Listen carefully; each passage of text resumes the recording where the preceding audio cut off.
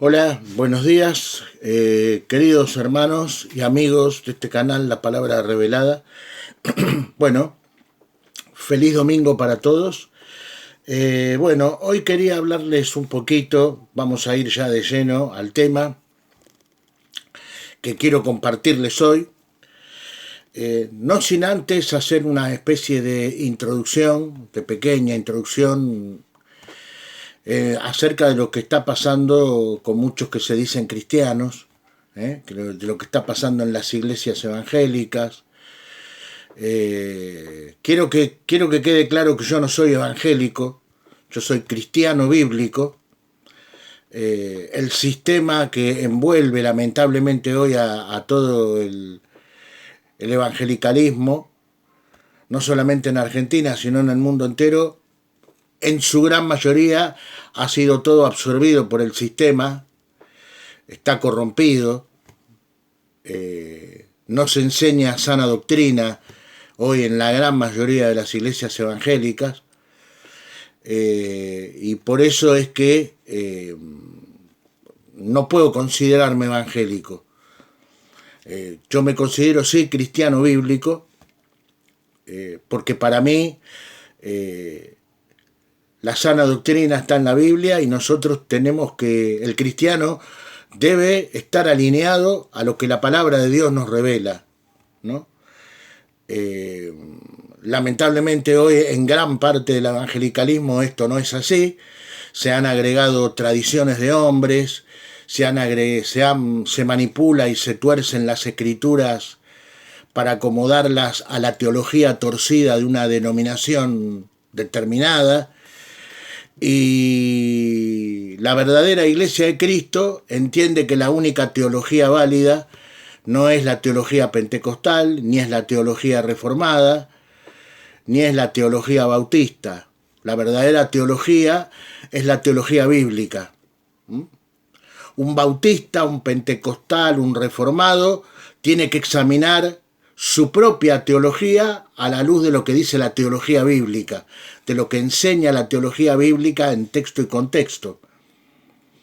Pero lamentablemente este ejercicio hoy no se hace, y lo que sí se hace es tratar de que la Biblia, la teología bíblica, o sea, que está dispersa desde Génesis hasta Apocalipsis, se acomode. Lo que se busca es esto, ¿no? Las diferentes denominaciones del evangelicalismo buscan acomodar la teología bíblica a sus propias teologías subjetivas. La única teología objetiva es la teología bíblica. La teología pentecostal, la teología bautista, la teología reformada,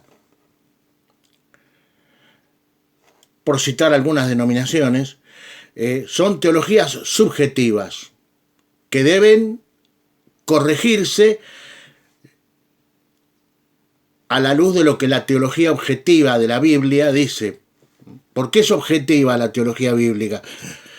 Porque la palabra de Dios dice que los santos hombres de Dios fueron inspirados por el Espíritu Santo.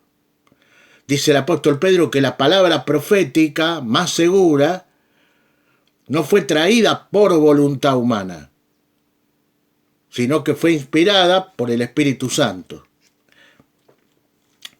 Entonces, todas estas teologías denominacionales que han hecho de la Biblia un desastre, porque las buscan acomodar de acuerdo a lo que ellos creen, cuando debe ser al revés.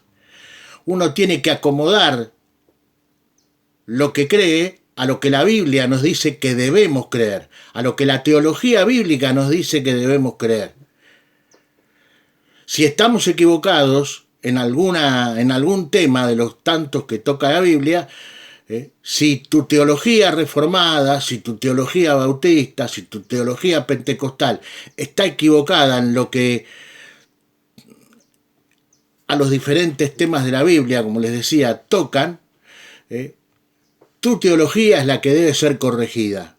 La teología bíblica no puede nunca ser sometida a la teología de las diferentes denominaciones para hacerle decir así a la palabra de Dios lo que la palabra de Dios no dice ni enseña. ¿eh? Hay un caso muy emblemático hoy, como por ejemplo el tema de, voy a citar, ¿no? El tema del arrebatamiento, ¿no? El arrebatamiento, la palabra de Dios enseña claramente, cuando uno toma todo el cuerpo de verdad que hay sobre el tema del arrebatamiento, los diferentes textos, los toma y los une para armar el rompecabezas. Cuando vemos el plano completo, el cuadro completo, nos enseña claramente que primero va a haber un arrebatamiento y que este arrebatamiento va a ser pretribulacional, es decir, la iglesia no va a pasar por los 7 años de tribulación y gran tribulación. Ahora, ¿qué han hecho otras denominaciones? Que sostienen que la iglesia va a pasar por el periodo de tribulación y gran tribulación. ¿Qué han hecho? Han tomado un texto separado del resto del cuerpo de verdad que habla sobre el tema del arrebatamiento, lo han separado para decir que la iglesia va a pasar por el periodo de tribulación y gran tribulación. Voy a dar un nombre, por ejemplo, porque a mí me gusta dar nombres, porque el apóstol Pablo daba nombres de los falsos maestros y de los que trazaban mal la palabra de verdad. Por ejemplo, hay un pastor español que se llama Sierra, que se la pasa diciendo y torciendo las escrituras, diciendo que la iglesia va a pasar por el periodo de tribulación y gran tribulación. Y eso es falso, de toda falsedad. Bueno, este hombre hace ese ejercicio, ¿no? Toma un texto o varios ahí separados, y con esos textos separados, sin contemplar todo el cuerpo de verdad que hay que dice la palabra de Dios sobre el tema del arrebatamiento, y con esos 3, 4 textos separados que toma, dice, hoy no, acá la iglesia va a pasar por el periodo de tribulación y gran tribulación, y esto no es así. Bueno, les doy esto a modo de ejemplo, ¿no? Y hoy quería un poquito también hablarles sobre el tema de la hospitalidad. ¿Qué está pasando en las iglesias, en el evangelicalismo? ¿Y qué está pasando? No hablo solamente de la iglesia en su conjunto, como cuerpo de Cristo, ese remanente de cristianos que están en el mundo, que han sido escogidos por Dios, han sido llamados por Dios para heredar la salvación. ¿Qué está pasando dentro del cuerpo de Cristo? Que en muchos casos, no digo todo porque a mí no me gusta generalizar, hermanos y amigos, pero sí quiero decir, ¿no? ¿Qué está pasando? Que esto de la hospitalidad está en rojo en muchos hermanos y en muchas hermanas. Yo no digo que uno tiene que estar dando y regalando todo, pero sí es cierto que la palabra de Dios nos llama a ser hospitalarios, nos llama a ser generosos. Y esto hoy en muchos aspectos y en muchos cristianos está totalmente ausente de sus vidas. Es más, en algunos cristianos, porque como digo, vuelvo a decir, a mí no me gusta generalizar, pero en algunos cristianos, o en bastantes cristianos, todo lo que se ve, ¿no es cierto? Por ejemplo, es mucha frivolidad y abundancia de bienes, particularmente de alimentos. Y yo estoy hablando desde Argentina, por lo tanto también quiero poner un énfasis a los hermanos y hermanas de mi país, ¿no? Un país donde hoy mucha gente no tiene lo mínimo indispensable para poner en su mesa ni para darle a sus hijos. Entonces me parece que haya cristianos que por redes sociales muestran una mesa bien servida y a modo de, bueno, quizás no lo hacen a propósito, quizás lo hacen desde la inconsciencia. Bueno, después de que vean este video, les pido por favor que reflexionen que en un país donde mucha gente y donde muchos hermanos también, particularmente esto, ¿no? muchos hermanos no tienen que poner en su mesa, que haya hermanos y hermanas que les encanta mandar fotos con mesas bien servidas. A mí no me interesa si después de este video ese hermano o esa hermana que se sienta tocado por este video, a mí no me interesa si no me quiere dar más bolilla. Yo soy cristiano y tengo que exponer la verdad de la palabra de Dios. A mí me interesa ser un obrero aprobado por Dios, no por los hombres. Entonces quiero que quede bien en claro esto. Si no me querés escribir más, hermano, hermana, si no me querés que no querés tener más relación conmigo, bueno, eso es un asunto tuyo que después el día de mañana vas a tener que arreglar con el Señor, no conmigo, por tu falta de sensibilidad social con los que menos tienen. Y hoy Argentina, lamentablemente, queridos hermanos y amigos que siguen este canal, ha sido poseído por este espíritu de no ser solidarios, de no ser generosos con los que menos tienen. Sabemos bien, hay toda una ideología política que ha invadido lamentablemente a la República Argentina, en donde en nombre del desarrollo personal se olvida de los más débiles de la sociedad. Hoy lamentablemente en Argentina gobierna un presidente que tiene esta mentalidad, a pesar de todo el barniz de espiritualidad que él dice tener, ¿no? Pero él ha promocionado y promociona esto, ¿no? De no ser solidarios con los que menos tienen, de ser inmisericordios con los que menos tienen. Por ejemplo, cuando uno va a las redes sociales y ve gente que critica, por ejemplo, a los planeros. Es un tema que es para debatir, el tema de los planeros. Pero en las redes sociales se juzga a todos los planeros con la misma vara, y esto cerrado, queridos hermanos y amigos. Porque hay gente que realmente necesita el plan social. No todos los planeros son vagos. Pero claro, siempre es más fácil meter a todos en la misma bolsa que andar desglosando a ver quién realmente necesita el plan y quién no. Entonces vos vas a ver en redes sociales con gente que está totalmente poseída por esta ideología egoísta del neoliberalismo y el anarcocapitalismo, que dicen, este tiene un plan y la cobra con la tuya. Bueno, sí, y si vos no querés ser solidario por las buenas, Dios permite, bendito su nombre, de que sea solidaria por las malas, porque parece ser que el hombre por las buenas difícilmente entiende las cosas.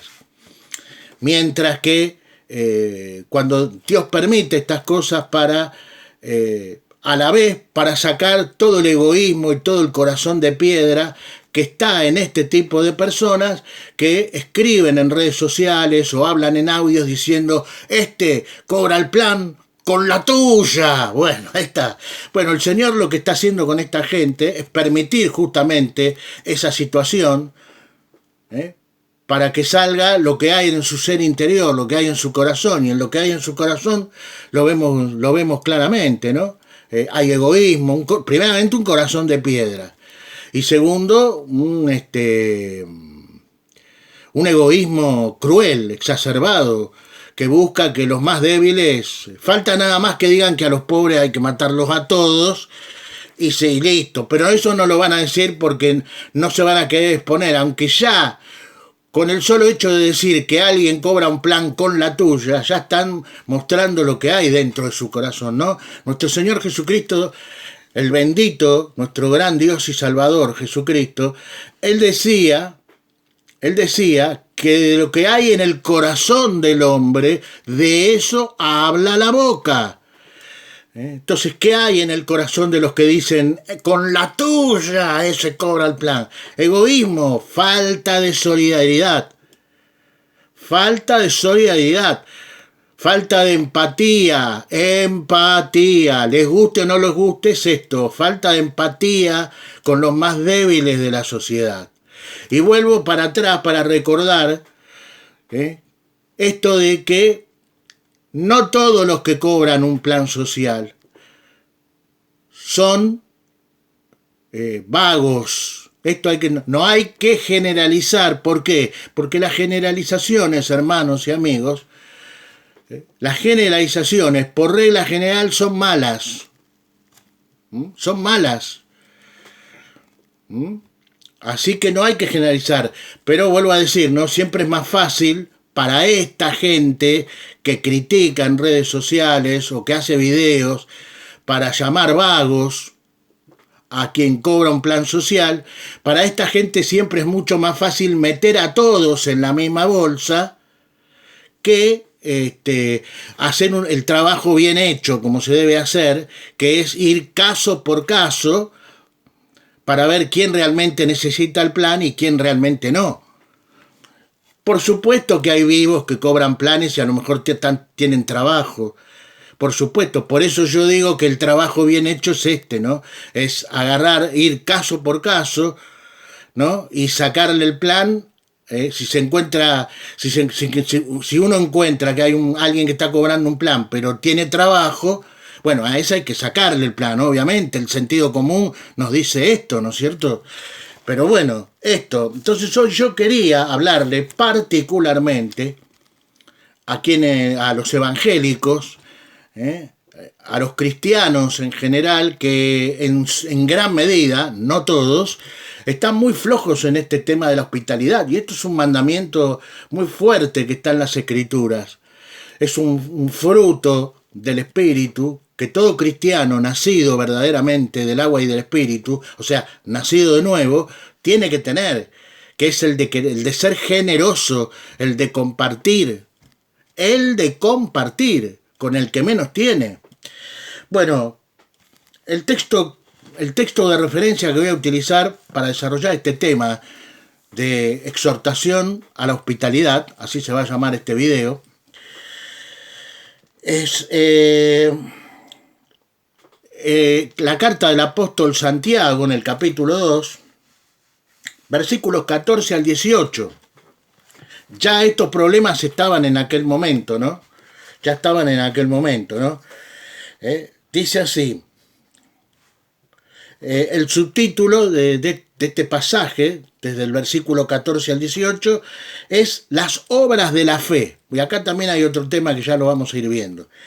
Dice así, ¿de qué sirve, hermanos míos, que alguien diga que tiene fe si no tiene obras? ¿Acaso puede tal fe salvarlo? O si un hermano o una hermana andan desabrigados y carecen del sustento diario, atención, a vos, sí, a vos hermano y hermana, te hablo. Y alguno de vosotros les dice, id en paz, calentaos y saciaos, pero no les dais las cosas necesarias para el cuerpo. ¿De qué sirve? Así también la fe, si no tiene obras, está muerta en sí misma. Pero alguno dirá, tú tienes fe y yo tengo obras. Muéstrame tu fe sin las obras y yo te mostraré la fe por mis obras. Bien, acá estamos, ¿no? Fíjense, lo primero que quiero aclarar de esto, porque muchos se toman de este texto de Santiago para decir que la salvación es por obras. No, la salvación no es por obras. Esto es lo primero que quiero aclarar. Y acá Santiago tampoco está diciendo que para ser salvo hay que hacer obras. Acá Santiago lo que está diciendo, sí, es que el fruto de la fe verdadera del cristiano son las obras, el fruto. O sea, la causa de nuestra salvación es la fe. Y las consecuencias de esa fe, las consecuencias son las obras. Pero la raíz es la fe. Nosotros somos salvos por gracia, por medio de la fe, en la obra, en la única obra que salva, que es la de Cristo en la cruz del Calvario. Acá lo está diciendo también, hay que entender bien este texto, porque muchos es uno de los textos más mal entendidos de las Escrituras. Santiago está diciendo que la fe produce obras y no al revés. Las obras no pueden producir fe. La fe verdadera que salva trae como consecuencia obras, como consecuencia. Esto es lo primero que hay que aclarar. La salvación es por gracia, por medio de la fe en la obra, que es la única obra que salva, de nuestro Señor Jesucristo en la cruz del Calvario. Ahora, esa fe tiene que tener frutos, que es lo que Santiago dice acá. Por eso Santiago dice, muéstrame tu fe sin obras, y yo te mostraré mi fe, dice, por mis obras, claro, porque la fe verdadera tiene que tener fruto. Tiene que haber una consecuencia de esa fe, y esa consecuencia son las obras. Pero la salvación es por fe. Las obras que nosotros hagamos después de haber sido salvos, no van a meritar delante de Dios. No van a meritar, porque la única obra que salva, la obra perfecta, la hizo Cristo, ¿no? Dice Hebreos 10:14, ¿no? Dice, porque por una sola ofrenda hay un solo sacrificio, una sola obra que salva, y esta es la de Cristo en la cruz del Calvario, porque por una sola ofrenda hizo perfectos para siempre a los santificados.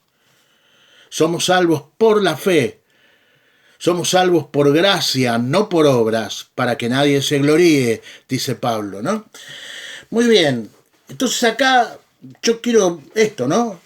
Ver, acá el apóstol y hermano Santiago está también exhortando y ciertamente también reprendiendo a esos cristianos que dicen que tienen fe, a esos cristianos domingueros que van a la iglesia, ¿no? Que cantan, que alaban, que ahí levantan los brazos, y de repente se entera que en el barrio hay un vecino que está pasando hambre, y lo sabe, este hermano o esta hermana lo saben, y tienen la posibilidad de ir a un supermercado y comprar 2 bolsas de alimento y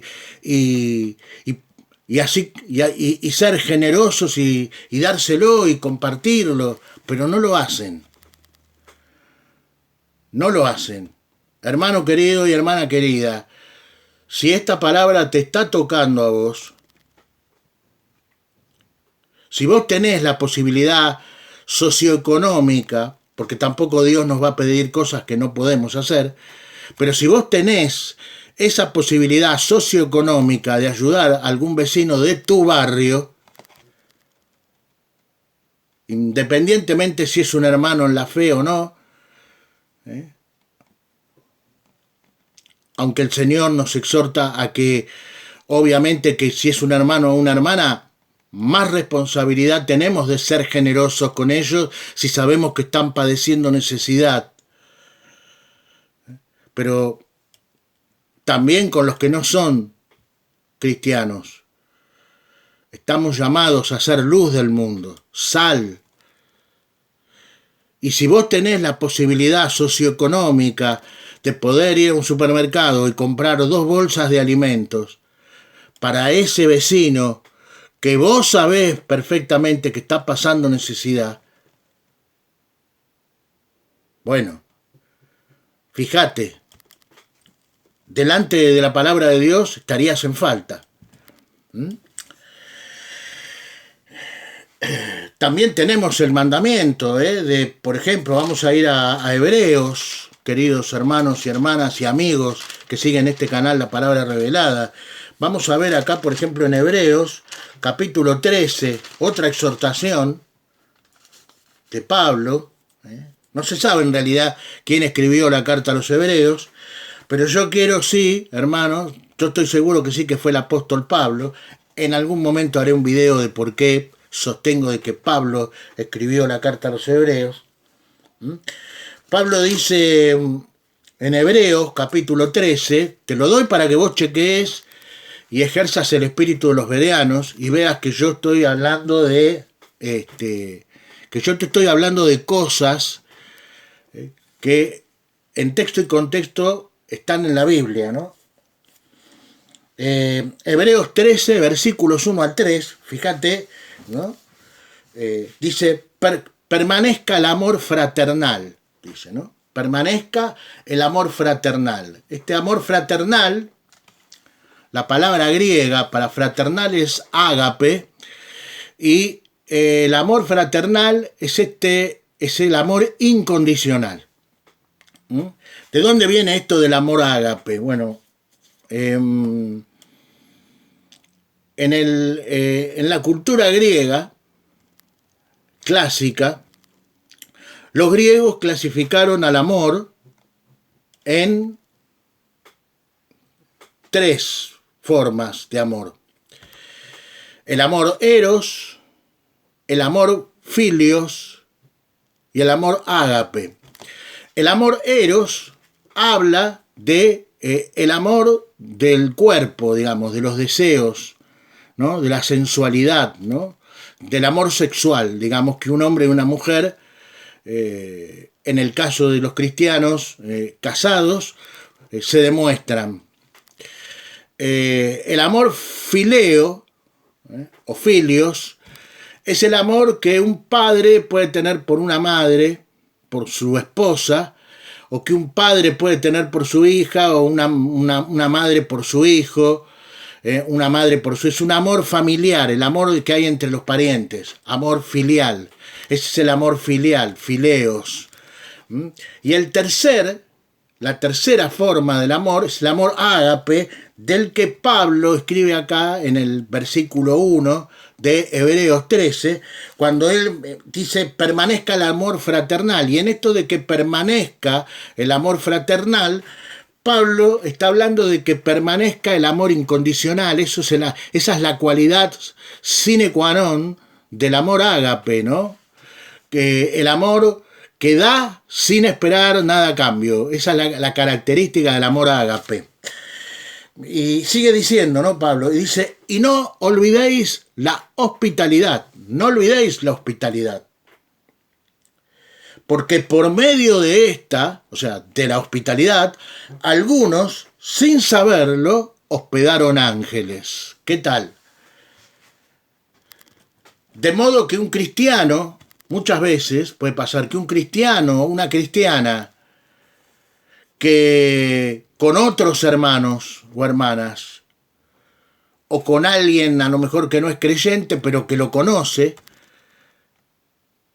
no es hospitalario, podría estar perdiéndose la oportunidad de hospedar ángeles, a la luz de lo que dice este texto de Hebreos capítulo 13, versículos 1 al 3, ¿no? Tenemos que ser hospitalarios, hermanos. Tenemos que ser generosos con los que nada tienen. Tenemos que tener empatía, esto que es tan importante entre cristianos, pero también con gente de afuera que no sea cristiana. Tenemos que ser empáticos. No nos dejemos absorber por esta cultura del egoísmo, de no querer ser solidarios, de no tener misericordia del débil, de no tener compasión con el débil. No nos dejemos seducir por los cantos de sirena que nos dicen viva la libertad, que nos dicen que los pobres y los débiles son todos vagos. No nos dejemos seducir por esos cantos de sirenas que nos dicen que el que es pobre porque no se esforzó. Esos comentarios con una falta total de empatía, con una falta total de piedad, porque son comentarios de gente impía, de gente que no tiene piedad por nada ni por nadie, más que por su propio vientre y sus propios bolsillos. Que a esa gente lo que le espera, si no se arrepienten y vienen a Cristo, a esa gente lo que le espera es la más negra oscuridad y el más negro tormento en el infierno el día que tengan que partir de este mundo. No nos dejemos seducir, hermanos, por ese tipo de comentarios. Por favor, yo te pido que vos puedas compartir este video a otros hermanos en la fe. Lamentablemente hay pastores dentro del evangelicalismo que han sido engañados, seducidos por el afán de la riqueza material, y que se han vuelto de esta manera poco empáticos con los débiles, aborrecedores de pobres, de gente pobre, aborrecedores, sí, se han vuelto como el rico de la historia que nuestro Señor y bendito Salvador Jesucristo cuenta en la historia del rico y Lázaro. Bueno, ahí tenemos, por ejemplo, ¿no? ¿A dónde va a ir a parar este tipo de gente? Cuando leemos en el capítulo 16 del Evangelio de Lucas, ahí tenemos claramente a dónde va a ir esta gente que no tiene empatía con los más débiles de la sociedad. En esta historia, que no fue una parábola lo del rico y Lázaro, fue una historia, Jesús toma esta historia de algo que había sucedido. Jesús toma esta historia para retratar dos tipos de personas. Lázaro, que era un mendigo, un débil de la sociedad, un pobre, y toma al rico, un hombre que seguramente si viviera en Argentina en estos tiempos, tendría un canal en YouTube y andaría haciendo videitos diciendo que los planeros son todos vagos, ¿no es cierto? Y que este tipo cobra un plan con la tuya. Bueno, ahí está retratado el rico también, ¿no? Ahora, lo que tenemos que ver, porque esto es un ejemplo muy fuerte, de qué es lo que les espera a toda esta gente con esta mentalidad, ¿no? Con esta mentalidad de falta de empatía por los más débiles de la sociedad, que abren su boca para ser impiadosos con los pobres, con los mendigos, y que también seguramente fue en su casa, puertas adentro, deben hablarlo y decirlo, a los pobres hay que matarlos a todos, yo no tengo la menor duda. Bueno, fíjense a dónde va a ir a parar, fíjense, lean la historia, está en el Evangelio de Lucas, capítulo 16, ¿no? Sobre el rico y Lázaro, y fíjense, una vez, ambos mueren, pero ambos van a diferentes lugares. Lázaro va al seno de Abraham y el rico